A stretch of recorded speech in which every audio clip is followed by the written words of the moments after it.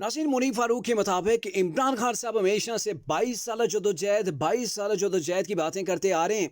जब तक 22 साल जदोजहद फौज के कंधों के बगैर थी, तब तक इस जदोजहद में सिर्फ इमरान को एक नशिस्त हासिल हुई थी।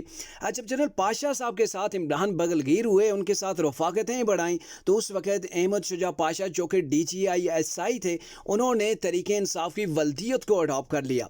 इसके बाद फिर जब ये वल्दियत जनरल सईदुल इस्लाम के पास चली गई, और उसके बाद जब ये जनरल बाजवा साहब आए और जनरल बाजवा साहब के साथ जनरल फैज़ हमीद, इन दोनों को ये शर्फ हासिल हुआ कि ये तरीके इंसाफ यानी कि PTI के सियासी वालिद बन गए।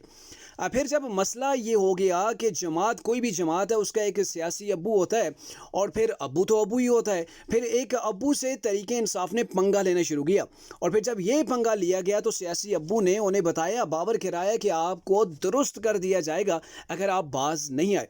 और फिर यूँ हुआ कि तरीके इंसाफ को जो इमरान खान और तरीके इंसाफ थी उसको दुरुस्त कर दिया गया।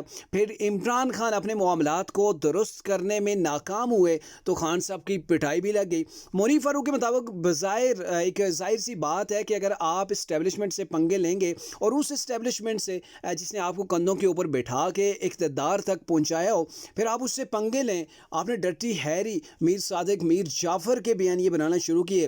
फिर उन्होंने वही किया जो वो किसी भी जमात के साथ कर सकते थे।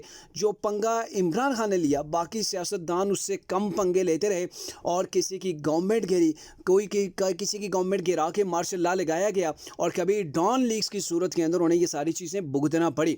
अब 9 मई तक तरीके इंसाफ चली गई, और तरीके इंसाफ के हाथ में उसके बाद छिनकले रह गए हैं। यानी कि तरीके इंसाफ के जो बानी थे इमरान खान, उन्होंने अपनी मंजी खुद ही ठुकवा